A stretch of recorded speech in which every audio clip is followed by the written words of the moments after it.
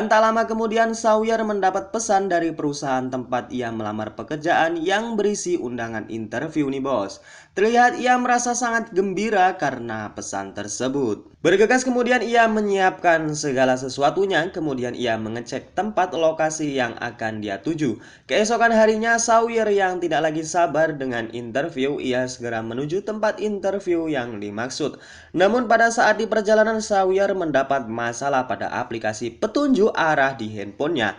Akhirnya dengan terpaksa ia mencari jalan alternatif lain agar ia tidak terlambat untuk mengikuti interview kerjanya.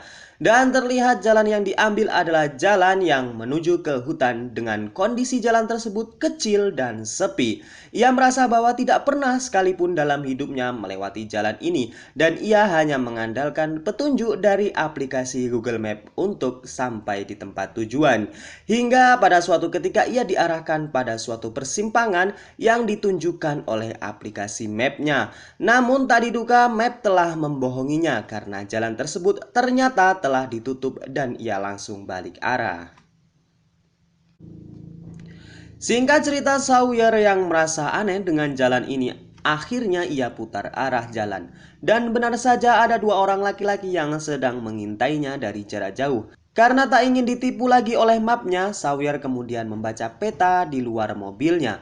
Dan tak lama dari kejadian tersebut datanglah dua orang yang mengintainya tadi mendatangi Sawyer dan pura-pura akan membantu Sawyer dan sedikit memberi gombalan. Dua orang pria tersebut diketahui bernama Buck dan Hollister dan nantinya akan saya singkat namanya menjadi dua buaya aja ya bos, biar lebih familiar gitu. Sawyer yang terganggu dengan kedatangan dua buaya tersebut merasa tidak enak. Kemudian Sawyer mencoba masuk ke mobilnya dan memilih tidak melayani dua buaya tersebut. Namun Holly kemudian mencoba menghalanginya dan kalau dilihat-lihat Holly dengan tidak sopannya melecehkan Sawyer dengan meremat bagian belakang Sawyer anjir. Sontak saja perbuatan tersebut membuat Sawyer marah dan melawan dan baku hantam yang tak seimbang pun terjadi.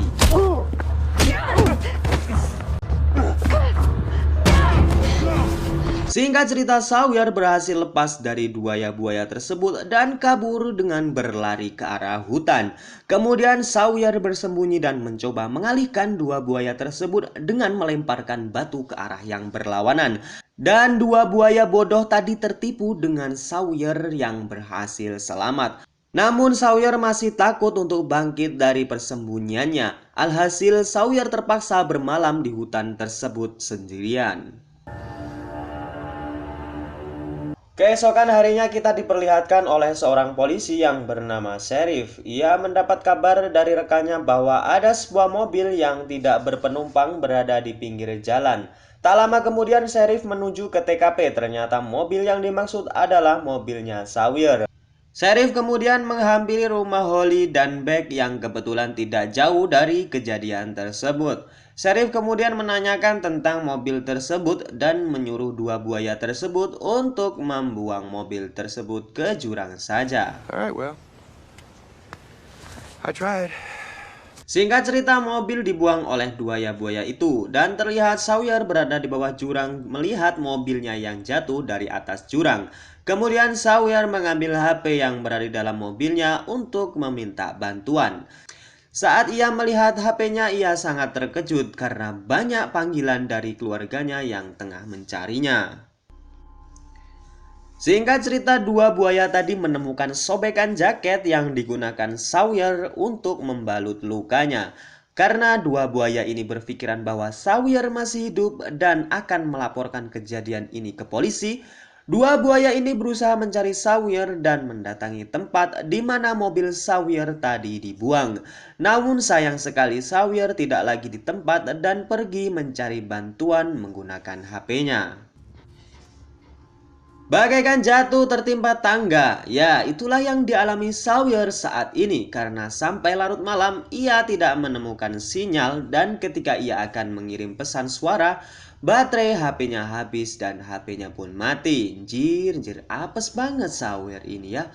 Tak habis dengan itu, Sawyer yang sudah 2 hari tidak makan merasa sangat lemas dan tiba-tiba kepalanya pusing dan kemudian pingsan. Dengan tatapan yang kabur, Sawyer melihat ada sosok laki-laki yang menolongnya dan membawa ke rumahnya. Dan ketika terbangun, Sawyer mencoba kabur dan ia dihentikan oleh orang yang menolongnya tadi malam. Diketahui pria ini bernama Lowell.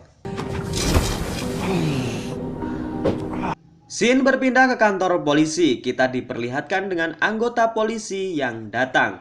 Ia adalah Nick. Nick mencurigai bahwa Holly dan Buck adalah pelakunya karena Nick mengetahui bahwa Holly dan Buck sering bertemu dengan Cheryl. Di sisi lain terlihat tangan Sawyer yang diikat oleh Lowell. Lowell khawatir dengan Sawyer karena seringkali Sawyer mencoba melarikan diri. Kemudian terdengar suara mobil yang datang dan Sawyer seketika berteriak meminta pertolongan. Namun Lowell dengan sigap membungkam mulut Sawyer dan mengatakan yang datang adalah dua buaya yang mencelakai Sawyer di awal film tadi. Holly dan Buck kemudian bertanya kepada Lowell tentang wanita yang hilang tadi malam. Diketahui Lowell adalah sepupu dari Holly dan Buck. Lowell kemudian mengatakan bahwa ia tidak mengetahui wanita yang dimaksud. Dua buaya tersebut merasa aneh dengan sikap Lowell dan Buck mencoba masuk untuk memeriksa rumah Lowell. Dan benar saja, tidak ada apa-apa di dalam rumah Lowell. Sawyer berhasil kabur dengan memotong tali dengan menggunakan cairan kimia. Singkat cerita, Sawyer mencoba ke tepi danau untuk menenangkan suasana hatinya. Tak lama kemudian Lowell berhasil menemukan Sawyer dan kembali membawa Sawyer ke rumahnya.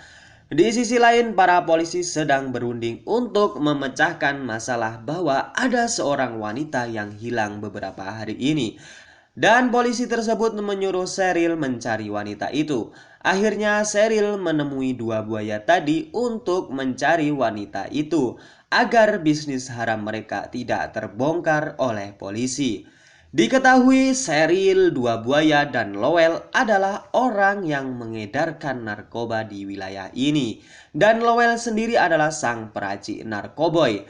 Mereka berpikir bahwa karena kejadian ini bisa saja bisnis haram mereka terbongkar semuanya.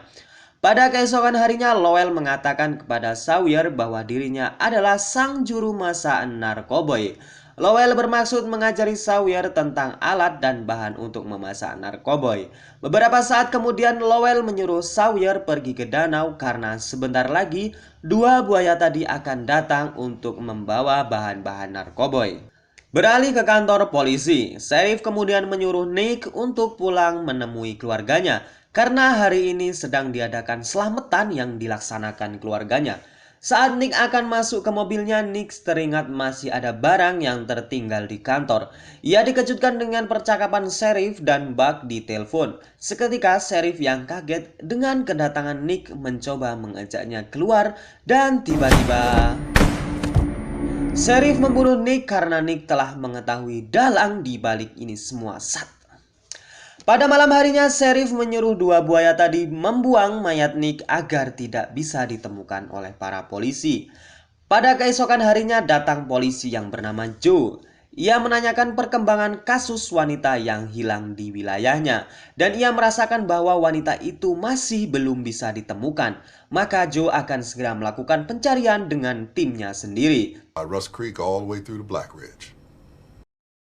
Sheriff yang curiga dengan Lowell, ia kemudian mendatangi dua buaya tadi dan mengambil paket narkoboy. Ia kemudian berpesan untuk mendatangi Lowell dan melihat apa yang terjadi di dalam rumahnya. Dua buaya tadi kemudian mendatangi rumah Lowell secara diam-diam dan benar saja wanita yang selama ini mereka cari sedang berada di rumah Lowell. Holly mencoba akan membunuh Sawyer, namun Lowell mengatakan bahwa Sawyer bisa memasak narkoboy dan akan membuat mereka kaya. Lowell kemudian menyuruh Sawyer memasak narkoboy dengan bahan-bahan yang ia sebutkan. Dan ternyata bahan-bahan tersebut bisa meledak karena suhu yang panas. Dan benar saja ketika bahan-bahan tadi dimasukkan dalam suhu yang panas seketika menjadi meledak. Boom! Singkat cerita, ledakan tersebut membuat dua buaya tersebut terluka dan Buck sendiri langsung tewas karena ledakan itu. Holly yang masih hidup merasa dipermainkan oleh Sawyer mencoba bangkit dan menembaknya. Namun ia berhasil dihalangi oleh Lowell dan Lowell pun tewas karena tembakan tersebut. Singkat cerita, sheriff datang dan melihat kejadian itu. Ia kemudian menembak Holly karena ia ingin bersih namanya.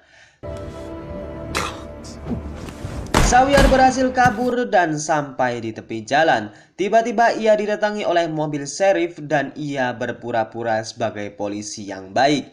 Ia kemudian memberi tumpangan dan berjanji akan menyelamatkannya. Di dalam mobil ia bertanya kepada Sawyer tentang apa yang telah menimpanya. Kemudian sheriff dengan sengaja menghentikan mobilnya di tepi danau dan mengatakan bahwa perjalanan harus dilanjutkan dengan jalan kaki. Namun tiba-tiba ketika sampai di danau, sheriff mencoba membunuh Sawyer karena lagi-lagi ia tidak ingin Sawyer hidup dan menjadi saksi kejahatannya. Di antara mereka terjadilah baku hantam dan membuat sheriff bangsat itu mati.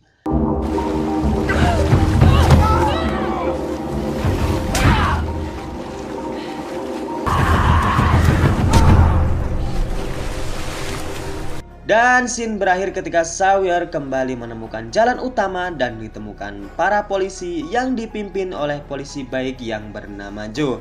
Dan film ini pun tamat. Pesan moral yang bisa diambil dari film ini adalah benar kata pepatah, malu bertanya sesat di jalan. Saya admin A4 Movie mengucapkan terima kasih telah menonton video ini sampai habis dan jangan lupa untuk share video ini ke teman-teman kalian agar A4 Movie menjadi channel yang mendidik dan menghibur kalian semua. Saya Joe undur diri, sekian dan terima kasih.